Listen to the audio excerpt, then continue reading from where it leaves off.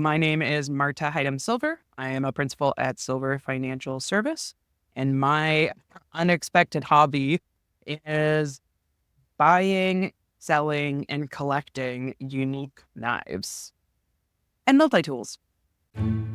Welcome to Unexpected Hobbies of Financial Advisors, the podcast where we interview fellow financial advisors about their pursuits and pastimes beyond their professional persona, some of which may be surprising to their colleagues and clients. We're interested in what makes them tick and how their unexpected hobbies might or might not relate to their everyday lives. Here's our discussion with this week's guest. Welcome to the Unexpected Hobbies of Financial Advisors podcast. I'm Brian Wright with Fiduciary CFO, and alongside me, as always, my co-host and fellow financial advisor, Joshua Walker. It's great to be here today, Brian. Yeah, today is a good one. We've got Marta with us to discuss her unexpected hobby, knife collecting and buying and selling and multi-tools, which I think I know what a multi-tool is, but we're going to definitely know what it is here in a few minutes. Yep. So yeah, thanks, Marta. Thanks for being here. Thanks for having me. It's so exciting to be able to talk about my hobby to people who are actually interested. We are. And if we're not, we're really good at faking it. That's all I ask for. Well, we like to pretend we come in knowing almost nothing. So starting with some extremely basic and very embarrassing questions. So you got one of those? Lay it on Brian? me. Yeah. Well, and as a pinball guy, I get that like most people don't get it, and that's what's fun about it. So if nothing else, it's like, this is fun. I know what a knife is. I use them in the kitchen routinely, but I'm not.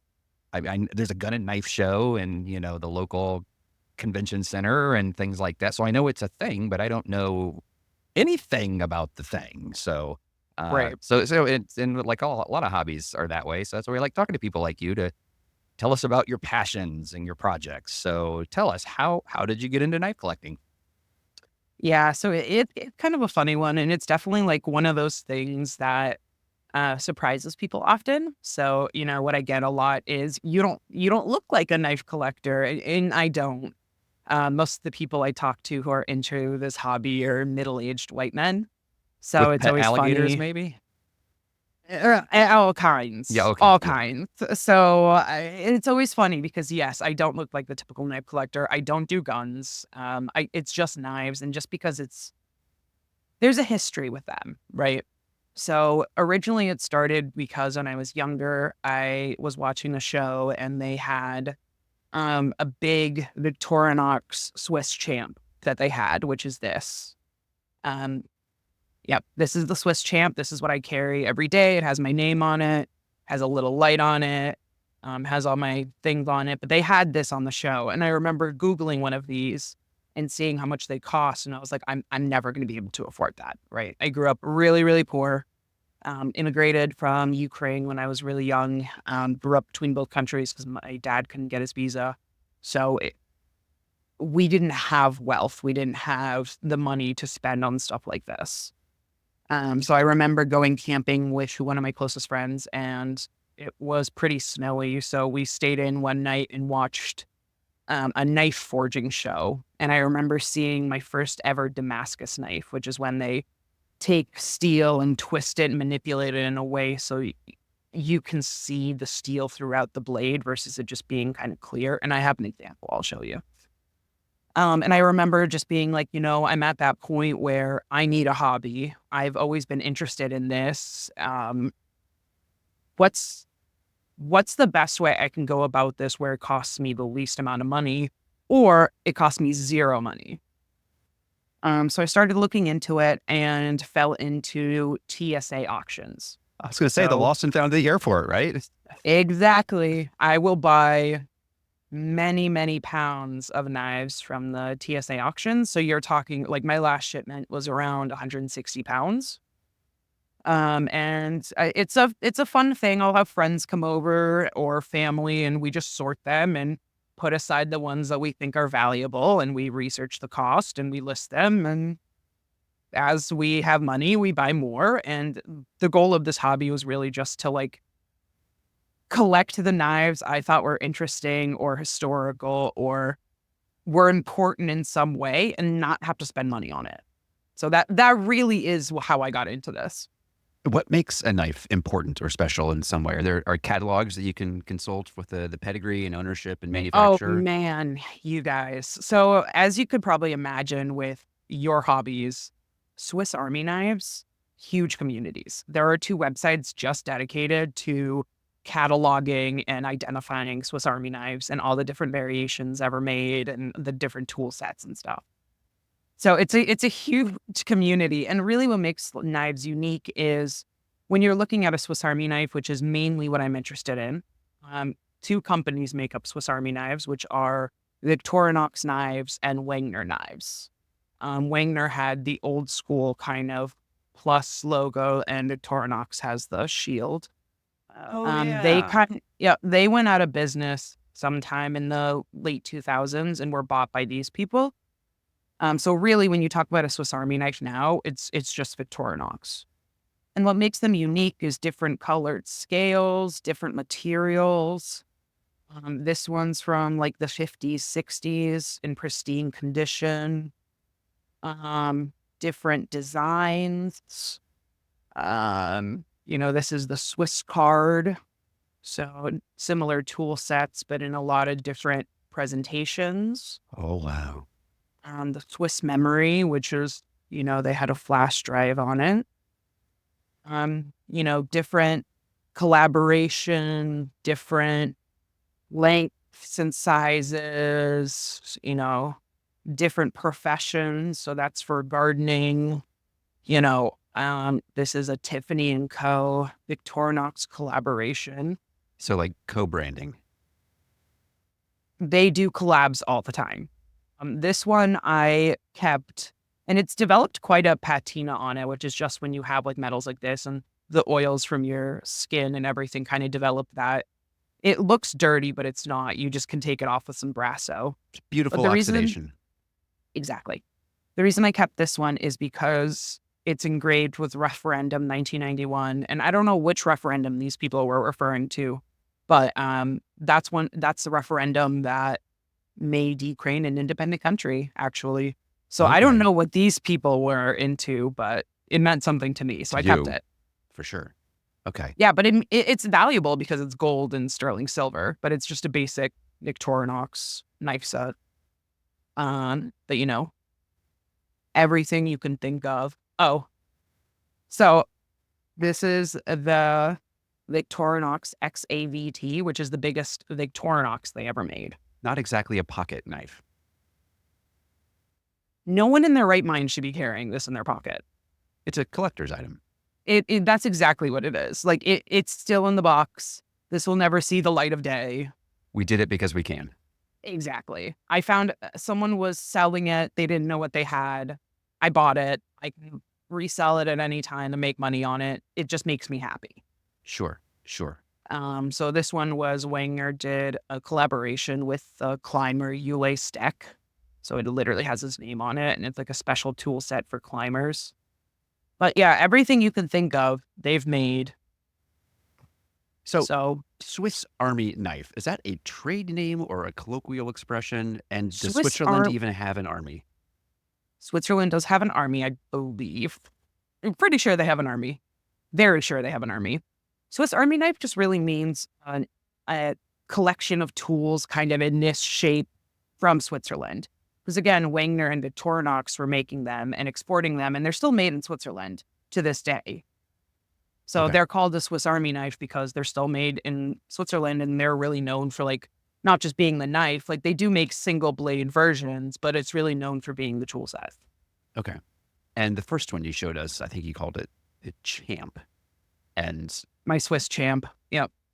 I've got one of those. And it was a gift from my wife who did a summer tour with her German teacher and came back from Switzerland. Hey, babe, I got you this knife. And now Yep. you're talking about how expensive it was. And I'm thinking, did I properly appreciate back in 1998 the wonderful things she'd done for me? They are expensive. This is kind of where my struggle comes in because, growing up with the background I had, it's hard to have collectibles because that money could be doing something for someone else somewhere, Right. right? But again, the reasoning behind it is I needed a hobby. I didn't want to spend money. I gift a lot of these knives that are valuable to people I care about. So as long as I continue to share the wealth, that matters more to me than accumulating the actual objects. You still doing the TSA auctions? I am. Okay.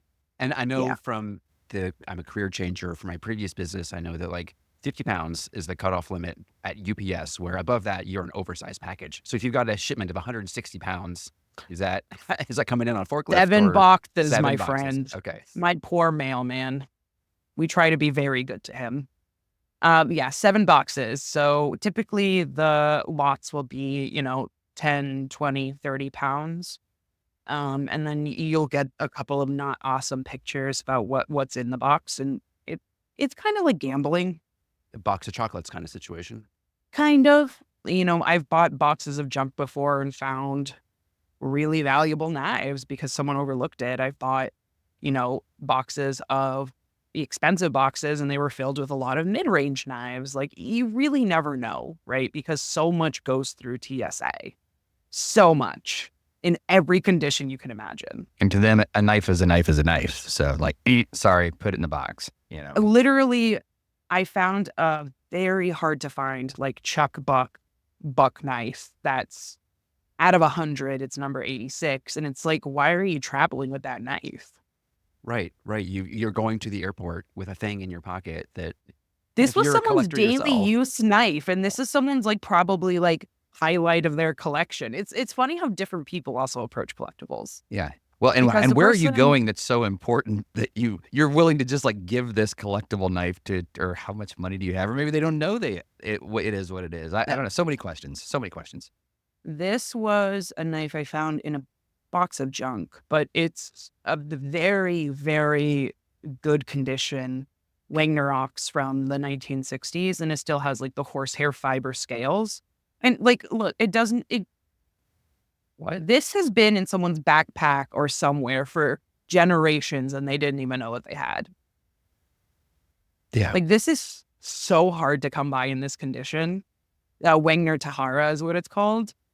When I saw this, I was like, "Are you kidding me? That You didn't moment know of what you elation had." that you've opened a box and here's found That's what it treasure. is. Exactly. That's what it is. Yeah. I had a champ or what looks like a champ. It was my Swiss Army knife. Again, kind of gets you just the name. I had one in, when I was a kid in the 90s. And I always thought that was interesting about it is it had like a plastic like toothpick that like slid out the top. And I was like, what? Like, because in tools, yeah, it's like, but it's reusable. I've always thought like, man, why The would you want pen to reuse that? But there it is. Yeah. and the tweezers. Ah, Well, what a yeah. lot of people also don't realize is if you pick up the little corkscrew, Yep. With a screwdriver inside. there's a little pinhole and there's a pin in there. Yep. Oh, check yours. I This didn't is check mine. actually I didn't know that. useful. People don't believe how. So it's a Swiss Army knife. So you think that because knife is in the name, that's mostly what you're using. I mostly use the scissors and the pliers. Yep. Scissors, pliers, and I would make use of the screwdriver as well. Tiny little I flathead have, screwdriver. yep. One of the Victorinoxes I use the most, I don't have it right now, but I can show you an example of it, is it's called a cyber tool. And really why it's my favorite tool is because it has this bit extender and bits, double-sided. Ooh. It's so useful. It's so useful. Yeah. Wow. Okay. So just so you guys know how crazy of a hobby this is, there's a man who lives in Freeport, Maine. His name is Jason. Him and his family run the cutlery store in Freeport, and he has a very large Victorinox collection. His dad worked for the company for years, and he actually runs a Victorinox knife collectors club. So a bunch of crazy people like me who just want to talk about Victorinox knives all day. And there's a club knife that's put out each year. So completely custom. He designs it. Oh, wow. It's such a culture. You wouldn't believe it. Yeah. Yeah. And do you deal strictly in folding knives or do you have? Mostly. Okay. I have some fixed blades. They're not my favorite just because they're good for what they're good for, but I don't hunt So I don't really need skinners. I don't really need the big fixed blade. Like I use a machete when I'm in deep woods, but I found that like a normal Victorinox is everything I need. We're going to come back on a different episode to what you're doing in the deep woods that requires a machete, because most people stick to the trails. So Oh, mushroom hunting. next time. So how long can a blade get before it's no longer feasible to have it in snapping form? Ooh, that's a really good question. You I can take would a finger off say just by shutting it if you do it the wrong way. I have cut myself many times. I would say probably this. Okay. And I know the standard fisherman's trick is you put the fish real close to the camera. But you're putting it in your fingertip. Oh no, don't worry. You won't cut yourself like that. Okay. It's this side you have to worry about. Okay. The tang. Yeah. And so how long is that one? 4 inches?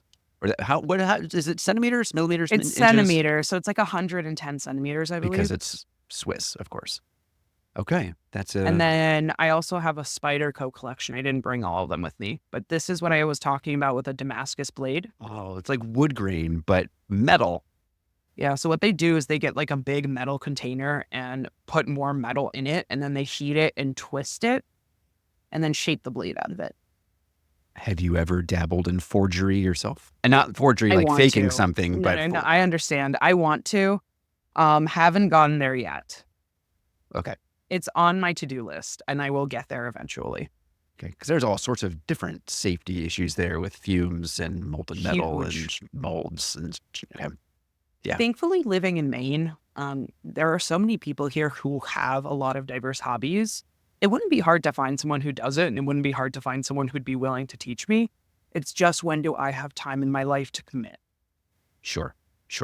Do you sharpen the blades, or is that not thought of in the collector's world? I will. It's hard to sharpen blades without having a whole setup for it. Oh.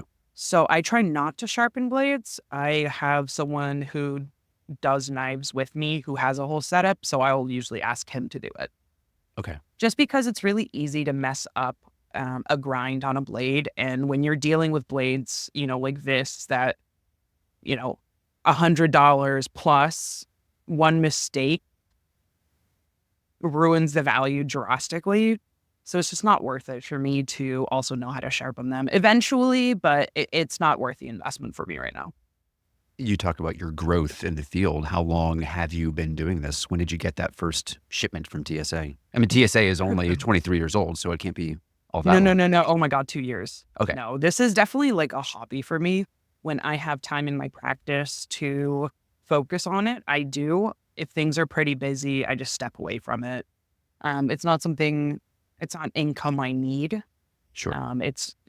I really just do it for the love of collecting and meeting people who are also collectors and learning interesting things about old things. Yeah. So is this, in an average year or an average set of years, net profitable for you? Because most of the people we have on the show are not anywhere close to profitable from what they're doing. It's profitable. No kidding. All right. I try to keep it as close to zero as possible, just because I keep so much. I don't need to make a lot of money. But yes, if I stopped buying, because a lot of these things, they don't only come from TSA auctions. When I find something I want, I just buy it. Sure. If I find a knife I'm interested in, like I bought this older version of the Victorinox Swiss tool, which kind of looks like a Leatherman, but it's Victorinox's answer to a Leatherman. Imitators. I bought this one. Good imitators, but imitators. I bought this one for $90. Very happy with it. So when I want something, I buy it. If I stop doing that, I could easily make a profit on this. Every time you shut one of those right next to your microphone, it's... Oh, I'm so sorry. Yeah. No, it's wonderful. All have a good snap because I take good care of them. Yeah. It's wonderful. It's just happening off screen. So all of a sudden it's snapping. Yeah. They have a good snap. I love that part of it. What makes a knife be in good condition or not in good condition?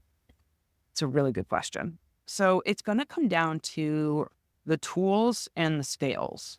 So I collect these Wagner 580s.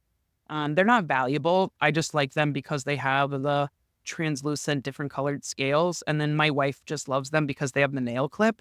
So the first one I ever found, she asked me to keep for her once I cleaned it because she just wanted it on her keys. And then I was like, you know what?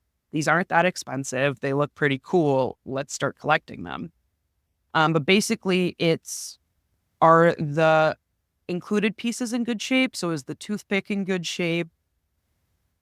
Are the little tweezers in good shape?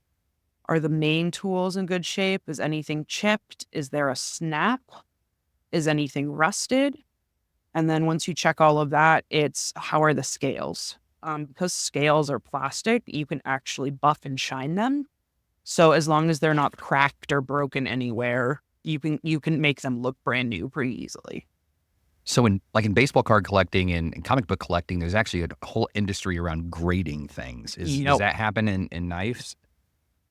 It's not as intense as like the 1 to 10 scale. It's usually like mint, close to mint, very good, new in packaging, stuff like that. A lot of knife collectors really, really like when knives or tools are new in packaging or new in box. So you'll see people go feral for that. I'm not one of those people. I just like the tool itself. I can part with any of my tools at any time. Because you're in the post-consumer market. Once I've held it and I've had it for a while, so well, And plastic on the scales. and it's gonna mean more. It's gonna mean more to someone else. For Sure. me, it's just the process of going through it with my family, identifying it, sharing the find, finding something cool. And when you say finding one, this is not the sort of thing you just happen to notice at CVS. You're going out of your way to look for knives. Yeah, Online, like in I will person, go on swap meets. Facebook Marketplace. Okay. I try to stay away from swap meets because, again, the people who tend to be attracted to this hobby, definitely a certain crowd, and that's not always the crowd I fit in with. Yeah. So I've gone to knife and gun shows, and it just wasn't the most comfortable place for me. Sure. So I typically stick to Facebook Marketplace, pawn shops, online auctions. I have a network of other collectors who know what I'm interested in. It's kind of all over. I found knives all over. One time I found a really valuable Spyderco knife in the thrift store, and the blade tip was broken. Yeah. But it was a very valuable knife from the 90s for $4. So I bought it and just resharpened it because I can resharpen a blade tip. Okay. That's pretty easy. I'll take And your then I word sold for it. it for it was like it was barely missing. You could barely tell it was broken, but enough that they discounted it to $4, and I sold that for $95. Okay. So it's everywhere. You never know when you find something, but I'll play with them for a while and then I'll sell them. And these are collectibles by IRC. So they have their own special section as a 1231 asset, and they'll blow up your IRA, that kind of collectible.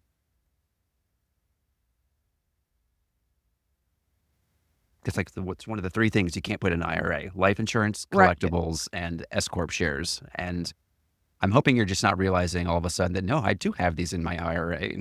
Imagine me going like, yeah, I decided to put I'm just sorry. I'm honestly more just imagining the conversation I would have with my wife.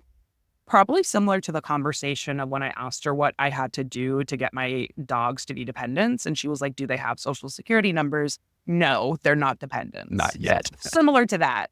Similar to that. Sorry, just completely imagining what that conversation would be like.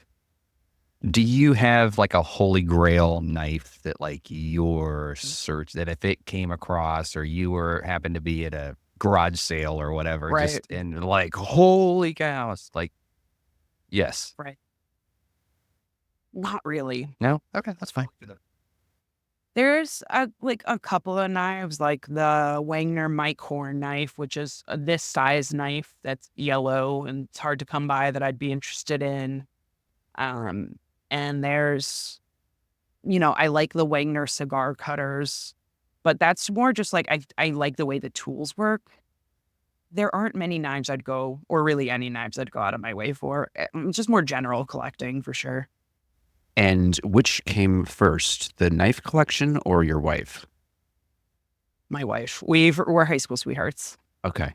Okay. She So then unfortunately she's watched you the fall whole into this rabbit hole of. Oh, she was so happy when I found Jason in Freeport. She was like, finally someone else will listen. I can't take much more of this.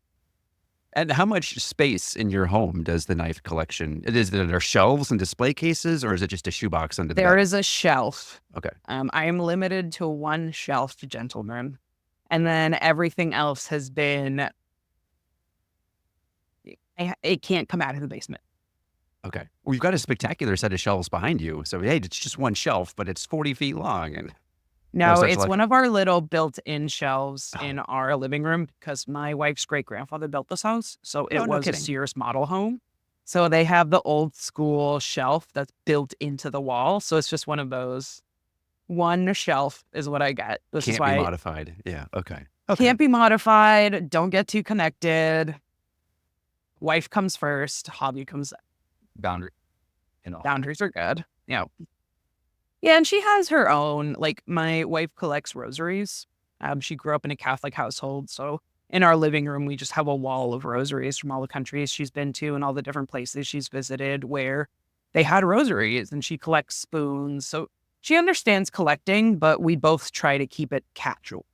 Well, allow me to say unexpectedhobbies.com/nominate, where you can send in other financial advisors that have unexpected hobbies of their own, and collecting rosaries and spoons fits. She's cool, but she's not a financial advisor. She's only an accountant. Well, You'd have to make an exception. the nice thing about having your own podcast is you get to make the rules. So we get to determine who gets in the Well who gets said. through the bouncer and who doesn't. Well So, said. yes. Yeah. Not a bad idea. That is an interesting hobby. But She- this is about I don't you. know This is why about she her. started. I think she found like a really old pair, like old thing of rosaries in our attic because again, her entire family's grown up in this house.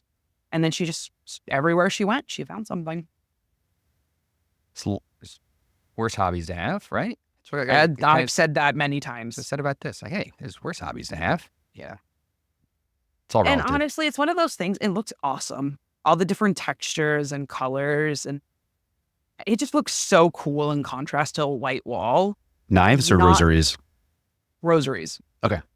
Yeah, the knives aren't scattered everywhere, imagine. Well, no, some of them are truly beautiful and works They of are, art and yeah. would look If you well look displayed against a in- white wall. My wife likes to give me a hard time because sometimes when I'm thinking about a problem, I like to look at something. So sometimes I'll make myself a cup of tea because I'm Ukrainian. That's what we do. And I'll just stand in front of the cabinet with my knife collection, open the doors, and just stare while I think about my problem.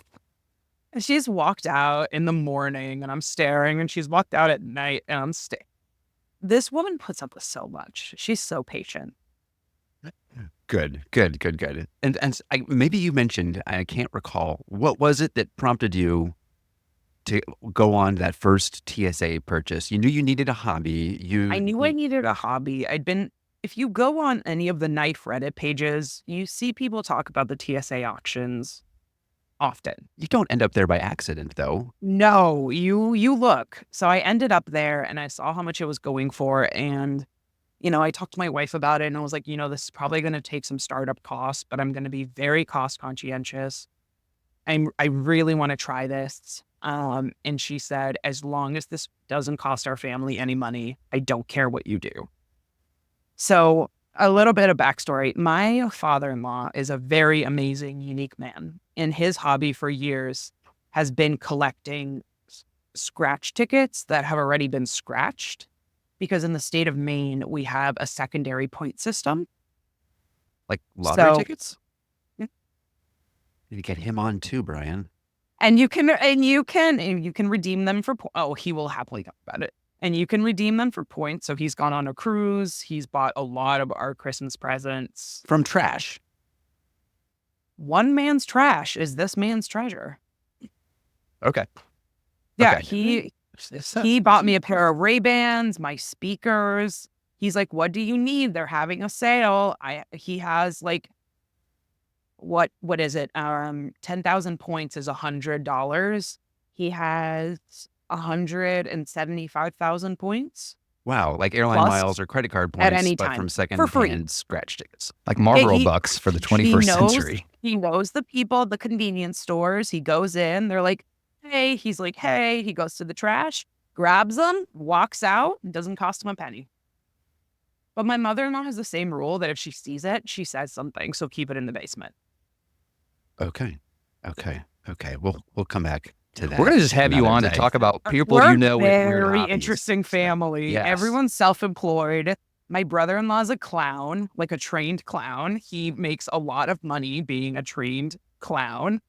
But he's more Charlie Chaplin clown than like big floppy feet and face makeup. Fizbo.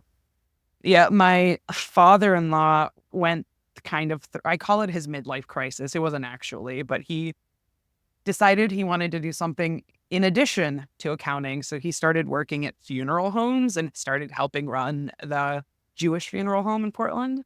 So we're a pretty well-rounded family, I would say. Yeah. One of the questions we always ask is like, what is, is this a hobby that you got into? Or my favorite is like, what does your family think of this hobby? Well, I think we know, like, this is probably no big deal. Like, this is just like, you'd probably be No, they weird if love you it. didn't have an eccentric You hobby, know, right?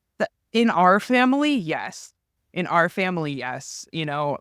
My mother-in-law always says that she doesn't really have a hobby, but her hobby is finding the most pathetic, miserable shelter animal she can find and just loving them until they die. And that's how you ended up with 2 needy dogs. One was a foster family. Yes, you might have got that one. Yes, we can't foster anymore for a reason. But she does a lot of court case dogs. So when the state of Maine takes away a dog from a family, she'll be one of the families that helps watch them as the court case is progressing. So they recently foster failed their last court case dog, and this is the most pathetic animal you've ever seen. Like, her list of medications is as long as my arm, and they love her. She's crazy about them, and she just sobs when they leave, and you can hear it all over our neighborhood. Just this dog crying when my mother-in-law isn't around her. So yeah, we're a pretty interesting family. So before I steer this way back onto the road of knives, I do want to add or plug or whatever. We are on the verge of doing a spinoff podcast called Unexpected Hobbies of Business Owners. Exact same concept, but business owners. That would be different audience. Our entire family's business owners. If you go to unexpectedhobbies.com, there's a nominate page, and now you can select whether it's a financial advisor or a business owner. My entire family. Because both loaded up, because we've got lots of financial advisors to interview, but not so many other business owners. And technically, financial advisors are business owners. But right, I digress. Back to knives. Back to knives and multi-tools. When you said you could hear the sobbing through the neighborhood, I thought you were talking about your mother-in-law and not the dog. No, Like, the okay. dog will be. Okay. So I mean, either way, it's sad. To give you both an idea, this is an Alaskan Malamute, right? So you're talking about like a 95-pound dog. And a chatty puppy, yeah. We are next door neighbors with my in-laws, right? We call it the family compound. It's funny, but it all works because we all respect our boundaries and everyone gets along. But I mow the lawn sometimes for both houses because it's just easier if I do one just to do the other if I have time. Surge. And that dog was crying so loud that my sister-in-law's mom, who was our downstairs neighbor, came outside to ask what was going on over the sound of the lawnmower because my mother-in-law had just left to go get gas and was coming right back. Wow. Okay. So when my mother-in-law says she doesn't have a hobby, her hobby is collecting pathetic animals. Sure. And a good one. It is. Worthy cause. So then, do you have special memories? This hobby is relatively new in the grand scheme of things, but It any is, special yeah. memories that you expect you're going to take with you deep into your later decades? Honestly, for me, it's always just like, inviting someone who I care about over to our home and, they see it because it's different colors and shapes and materials. So it pulls your eye. And then them just being like, wow, this one's really cool. And then just being like, yeah, just take it. And they're like, but this is your collection. Like, don't you want it? And it's like, You're a businesswoman. literally the whole reason I collect is to give the people I care about these knives so they can use them. Sure. So this one was a Wagner Esquire, and my wife's best friend had it for a year because she just really liked it. And then she wanted to start collecting these types of knives, but with pharmaceutical advertisements on them. So I found her a couple, and now she just switches between those because she's a pharmacist. So she finds it hilarious. Right. But it's nice. Every time I saw her, I'm like, yeah, is it still treating you well? And she's like, I love it. And she took a couple more because she wanted one everywhere. And it's fun sharing it. It's really, that's what it comes down to, is the community of it. You need to do co-branding. Have Fiduciary CFO branded Victorinox. Do that. They're expensive, but yeah, you should. I would think that'd be a hobby of a surgeon. I think that'd be in a Swiss Army knife, right? Just a little ironic. Maybe not. You just spend all day with nice. People who are into these are blue collar workers, like people who use tools a lot. So a lot of HVAC technicians, a lot of police officers, firemen, a lot of those people I have found to be the ones that really connect with this collection and, hobby in general. Vets and service members as well? Absolutely. Yeah. All right. Interesting. Is there, when you talk about giving them away, is that to all comers, or do you make a special point of like clients? Is this something you do for your financial Really planning good clients? question. So in general, if someone comes over to my home, I have so many Victorinox classics, which are just like the plastic versions of this. Tell me what color you want. I'll go get it for you. You have it. The people who really matter to me, so like my family all has custom engraved ones. They all have their names on it. And the clients who I've had the longest, I always pick a special tool set, special colors, and put their name on it and then gift it to them. So it is something I actually do for everyone in my life. Okay. And those get custom ordered from overseas then? From Victorinox. Yeah, they have a big warehouse in Pennsylvania. So I'm not sure if they do mostly repairs there or what, but they... Engraving, finishing touches. Yeah, exactly. I'm not sure what happens there, but I've had Victorinox tools that, I've broken and stuff, and I've had to send away. And some of the ones I have are more specialty, so they've had to send them to Switzerland to get them fixed. If they're in like bad condition, like how deep into the mechanisms can you get? If the scales come off, do you get to see the inside, how the sausage is made? Does it look like a Swiss watch on the inside all jammed in there? Oh, it's so easy. No, you guys, you're overthinking it. If you pop off the scales, it's like you can see through the translucent. It's just these 4 rivets. You can pop the rivets off and everything comes apart. Oh. Victorinoxes are very easy to customize. Okay. And I have a whole tool chest of spare parts and stuff that I can play around with. And if they get submerged, what's the right way to dry them out and clean them up and restore them? So depending on how long they've been submerged, I've seen some submerged that like I've come across where like the metal in the middle started to flake, which I've seen once. And I was like, what did you do to that knife? Yeah, what shipwreck did this come from? Or like what possibly happened? But typically I just open everything up. I clean it with some warm water and soap. And if the scales are particularly gunky, you can actually just pop them off with a knife, clean them, and then you just apply a little bit of glue to the holes and pop them right back onto the rivets. Oh. And then polish it up and we're good to go. Exactly. You guys got it. Brasso, rubbing alcohol. And then you can improve the value of a piece by making it more presentable. That, and if you're giving, so when I give knives to friends, I try not to give them ones that have been used. I try to they've been used, but at least I've popped everything off, cleaned everything with rubbing alcohol and or Brasso, and then put everything back together. Made sure the toenail clippers are all nice and fresh. Exactly. No toenail clippings included, so to speak. Is this something you use a tumbler for, like a rock, or what's like the media tumbler to really, or is that... You don't even need that much equipment. Stuff? It's literally just like some paper towel and a knife and some super glue. I do use a media tumbler for some old pinball parts. You guys, like if you wanted to get it, like, get a shine on it or something, or some people will take apart knives to stone wash the pieces. So they'll tumble them a certain way so the blade gets a sheen on it. I don't tend to go into that side of it too much. I appreciate that side of it. But for me, it's always been interesting just seeing all the different variations that I've come to, because they make Victorinoxes and Wagners for smokers. They make them for left-handed people, for bikers, for rock climbers, for just so many groups of people, and just seeing why and where it's come from. And that's really the history is more why I stick to it than like the value part of it. Well, let me know when they make one with an HP 12C built in. That would be impressive. You would like the cyber tool, which is what I was showing you with the bit extenders. I did like those bits. I have a feeling you'd also like just a plain called a tinker, which is a normal Victorinox, but the back, instead of having a corkscrew, has a Phillips head.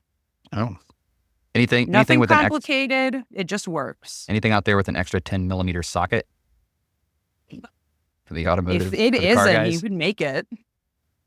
Those are always missing for As we joke. learned on our episode with the off-road Jeep fellow, always, where's my number 10 socket? So what Yeah, you so mentioned, for that, I keep a Leatherman Crunch, which is the Leatherman vice grips, in my car at all times. but not in your pocket when you fly. There's only so many tools you can carry on your person at all times. Well, my wife always complains, yeah, everybody expects me to drag around this big bag. Anything that the family might need has got to be in mom's bag. And maybe she does have a collection of Swiss Army knives in there. It's really heavy and I'm not supposed to look. So who knows? Don't stick your hand in there because you won't come back with it out. No. Just a stub.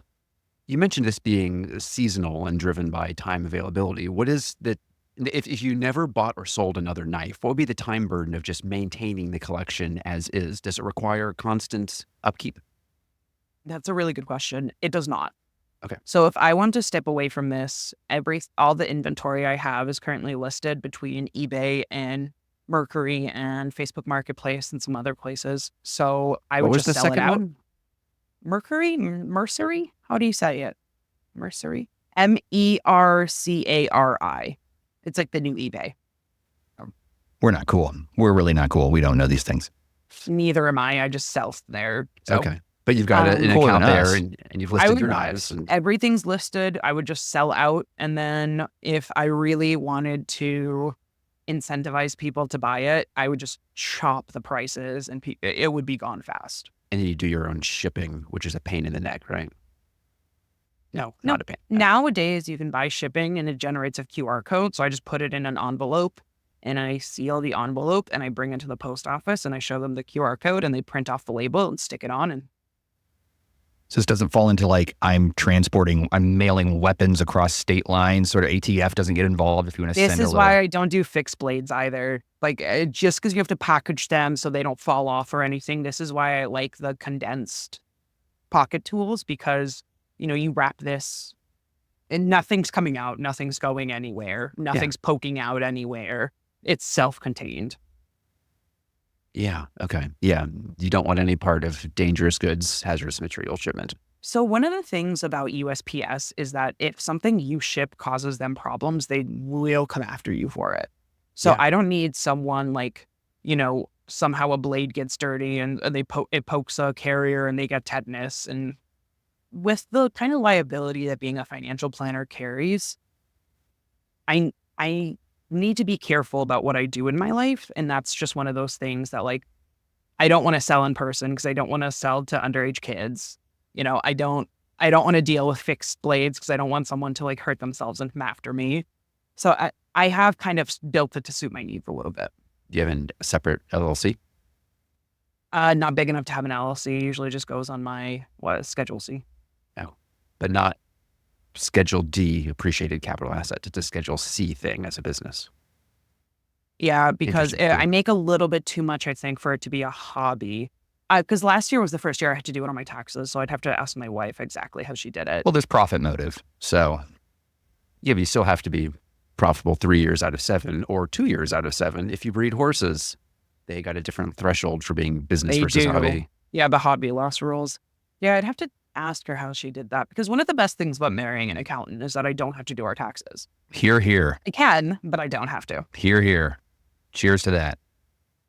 So What is there, Best things. as we're talking about planning topics as it relates to this hobby, do you have any in your collection that are like, they're in your collection forever and ever, and they're listed in the estate plan and we'd have them insured and all those No. sorts of things? Nothing? I would love to get to that point eventually, but we run a pretty lean lifestyle. So, for us, it's always been important to, from the day we started running our businesses, to continuously invest in the business and ourselves so that we can always build our lives the way we want to. Because, while my in-laws are alive, it's really important for my wife to be around them. But once they're no longer with us, she's not particularly tied to the state of Maine or to the United States. So having flexibility for her was always key. I don't want to be poor. I don't want to be stuck in one place. I don't care about anything else. Okay. So we've just been really we do not spend very much money. We run a very lean budget. So I just can't imagine owning something that valuable that I have to declare it on my insurance. Exactly. Fair. Well, eventually, yes. And eventually, aspirations. Something to look forward to. Well, you have fascinated us, and I've let time run away from us. So I'm going to try to wind us down with a couple of wrap-up questions. First off, perhaps most importantly, do you still have family in Ukraine? And which part of Ukraine are they? Or is that part of your distant past? Really important question. So I come from the type of family that still believes being queer is a lifestyle choice. So when I came out, I made a choice. Unfortunately, I no longer hear from or know of anything happening. So I imagine they're okay because I come from the western side of the country versus the eastern side of the country where a lot of the upheaval is currently happening. Yeah. But no one really talks to me. I'm kind of the black sheep of the family, which is weird. I don't mind it. Sorry to, well, I mind hearing about it. I'm very sorry to hear about that. Thank you. I'm happy you mind it. But honestly, years of therapy, and I have such a strong, amazing support system, and my life is amazing. I have nothing to complain about. Okay. Except for the dog next door. You just never met such a big, pathetic animal. Like you usually meet the little chihuahuas, right? The little chihuahuas that kind of can't use their front leg, kind of have like the snaggle tooth or have no teeth. To find a dog this big, that is this, everything's wrong with her. And when we got her in the beginning of the court case, she had a really bad fungal infection, so they had to shave her at the refuge league. But they left her head in the end of her tail. Does it look like a lion? The most pathetic, out of touch, like, I don't even know what, walking around our neighborhood. She was so puffy. She's a Malamute. Yeah. So huge puffy head, huge yeah. puffy tail, nothing. All right. Well, you mentioned that you had We love her. many sites where you've got your knives listed. If people want to find out about your collection and see what's available, what would they search for on Facebook and Mercury or whatever it is? Where do they find you? That's a good question. I would probably just, I do Leo Trading Company on eBay, but honestly, I am probably going to walk away from that a little bit just because eBay has gotten a little bit intense. So I just use some of the other sites. But if anyone is interested in knives or multi-tools, check out any of these secondary websites. You can usually find an amazing deal on something you're going to use every day. Sure. And you mentioned Reddit. There's always fascinating things on Reddit. The Reddit Victorinox page is very interesting. The Reddit Leatherman page is very interesting. The Leatherman knife pages are in general really interesting, and you do tend to find a lot of genuine, excited collectors. Sometimes you find some weirdos, but, you see pieces that are like less than 100 of them were made all over, and someone has them, and they're excited to share that with someone else who gets it. You can find weirdos in the pinball community as well. Where would people find your professional financial advisory work? Where can people find you in that realm? Yeah, so I am a DBA under my family's accounting practice. So my wife and her father are Silver Accounting Service, Inc., and I am Silver Financial Service. We're really known for our creativity in our family. Okay. All right. Well, from Wright Financial Planning and Fiduciary CFO, thank you for being on the show. Thanks for coming on, Marta. This is so fun. This is really so fun cool to share this with people. Absolutely. And we love talking to folks like you that are passionate about hobbies, and you just light up like a Christmas tree, and talking about your family and their hobbies. Like there's probably a whole other episode that just talking about we're an interesting that psychology. Like everybody's into something interesting and what that kind of spawns. And everyone encourages downstream. everyone. And that's really what matters. But That's really if you cool. guys tell me what knives you're interested in or what colors you like, I'm happy to send a couple over so you have them in your pocket. Nice. Put some thought into We'll that. put some thought into it. We'll follow up with an You email. better get back to me. All right. I'm serious. I have a Thanks, lot. Marta. Thank you, Marta. Thank you. Unexpected Hobbies of Financial Advisors is brought to you by Fiduciary CFO, forward-thinking tax and planning solutions for business owners, like RIA firms and their business owner clientele. The opinions of Brian, Joshua, and their guests are for entertainment purposes and should not be construed as legal, tax, financial, or investment advice.